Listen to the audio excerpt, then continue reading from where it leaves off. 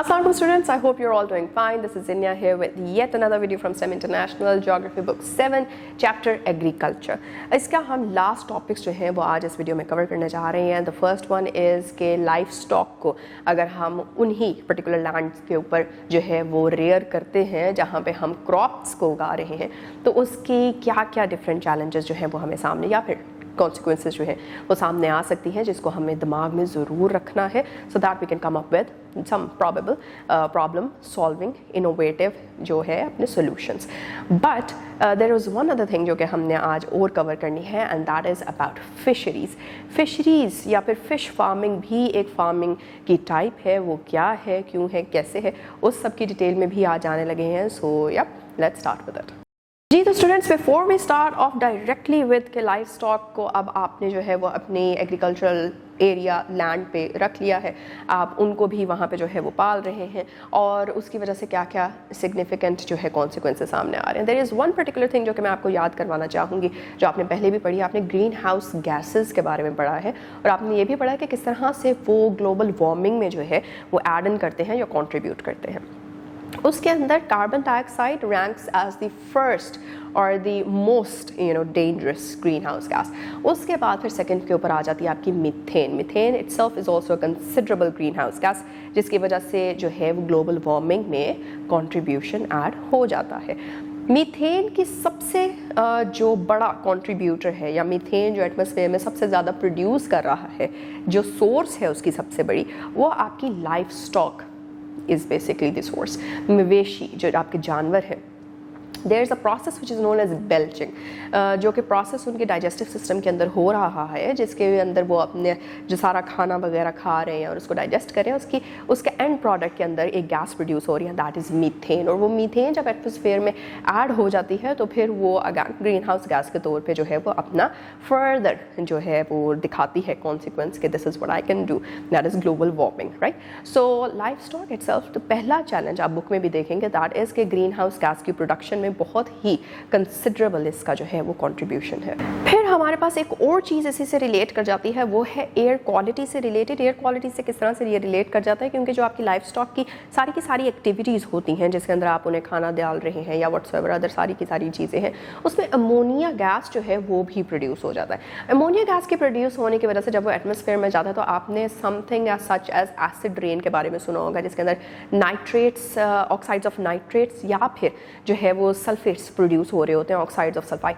और ये सारी की सारी चीज़ें जो हैं वो मिलके जब पानी के वेपर के साथ, वाटर वेपर के साथ रिएक्ट करती हैं तो फिर उसके बाद क्या होता है, उसके बाद आपकी एसिड रेन जो है वो बन जाती है. एंड मोर ओवर इसके अलावा भी जो आपकी एयर क्वालिटी है वो ओवरऑल डिग्रेड हो जाती है जब उसके अंदर अमोनिया उस लेवल का हो जाएगा या फिर other gases which are not required उस लेवल की हो जाएंगी जितना नहीं चाहिए था, right.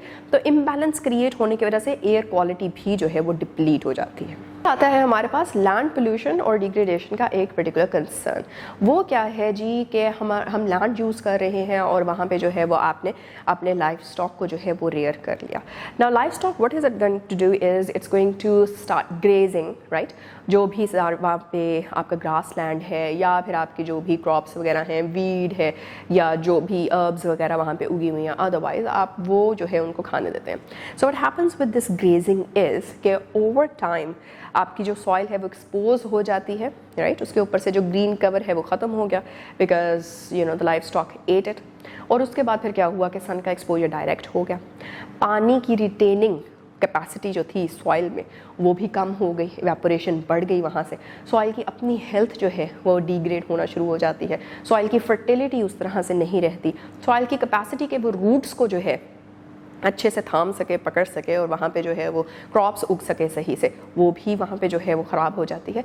So over time what happens इसके डिफॉरेस्टेशन तक की बात चली जाती है.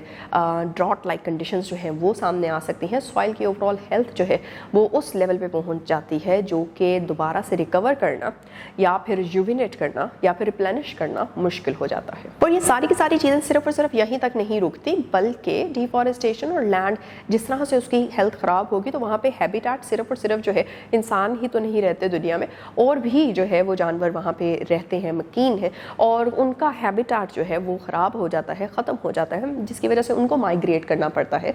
और जब वो किसी नई जगह पे माइग्रेट करते हैं तो वहाँ पे फिर उनको नहीं समझ आती कि अब वो किस तरह से अडेप्ट करें, उनके लिए मुश्किल होती है, जिसकी वजह से फिर बायोडाइवर्सिटी, जिसके कॉन्सेप्ट हमने पढ़ लिया हुआ है, बायोडाइवर्सिटी को भी एक डेंजर फेस करना पड़ता है।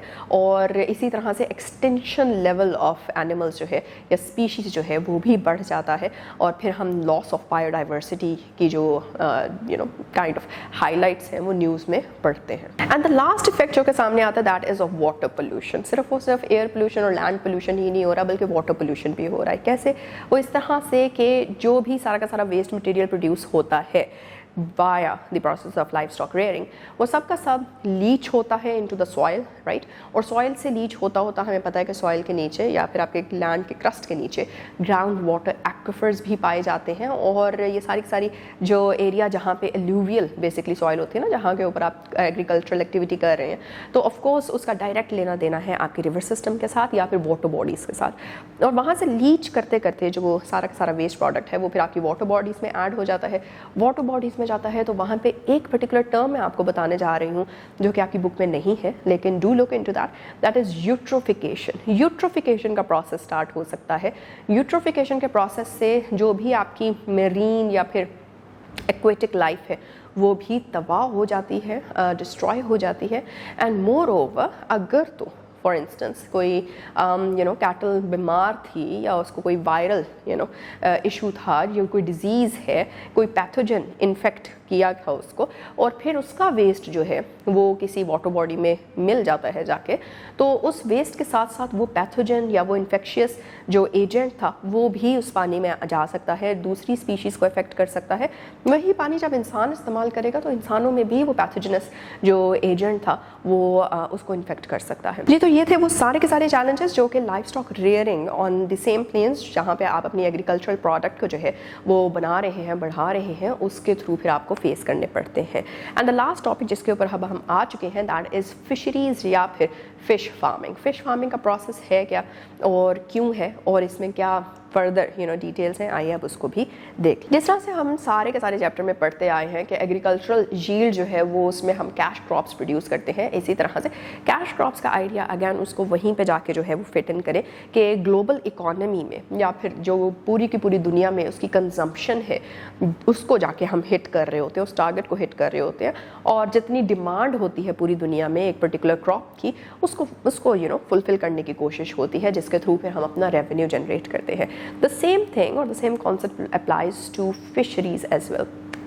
फिश मार्केट कह लें इसको, ग्लोबल फिश मार्केट है, पूरी दुनिया में जो है वो सी फूड खाया जाता है और पसंद किया जाता है, जिसकी बेसिस के ऊपर जो है वो जगह जगह आपको इस तरह के मार्केट हब्स मिल जाते हैं जहाँ पे आप अपनी फ़िश प्रोडक्ट को बेच सकते हैं, राइट। सबसे the most expensive fish product, अगर आपने उसका नाम सुना है, अगर नहीं सुना मैं बता देती हूँ, दैट इज़ कैवियर। कैवियर जो है वो that itself is very expensive, एक डेलिकेसी के तौर पे जो है वो खाया जाता है दुनिया में, और बिकॉज़ बहुत महंगा है तो हर कोई नहीं उसको अफोर्ड करता। तो इस तरह से ढेर सारी फ़िश प्रोडक्ट्स जो हैं, सिर्फ और सिर्फ मछली ही नहीं बल्कि मछली से जो तेल निकलता है वो, या फिर जो उसके कैवियर की बात की, ये एक पर्टिकुलर फ़िश है जिसके अंडे होते हैं और वो बिकते हैं एज अ डेलिकेसी, उसको खाया जाता है एंड ऑल दैट। तो इस तरह से ढेर सारी चीज़ें हैं जिसके लिए जो है वो फ़िश प्रोडक्ट्स, सिर्फ और सिर्फ मछली नहीं आती, श्रिम्प्स भी आ जाती हैं, आपका जो है वो क्रैब भी आ जाता है, लॉबस्टर आता है, और ढेर सारी चीज़ें हैं जो जगह जगह डिफरेंट एरियाज़ या रीजन्स के अंदर डिफरेंट उनकी प्रेफरेंसेस होती हैं, डिफरेंट टेस्ट होता है, उसके अकॉर्डिंगली जो है वो लोग पसंद करते हैं different kind of seafood, octopus खाया जाता है एंड ऑल दैट। तो इसी तरह से व्हाट हैपेंस इज कि अगर आप तो फिश फार्मिंग कर रहे हैं तो आपके पास एक ढेर सारी अपॉर्चुनिटी आ जाती है कि आप डिफरेंट टाइप्स ऑफ जो है वो फ़िश को फार्म करें और फिर उनको जो है वो दुनिया में बेचें और अपना रेवेन्यू जो है वो जनरेट कर लें।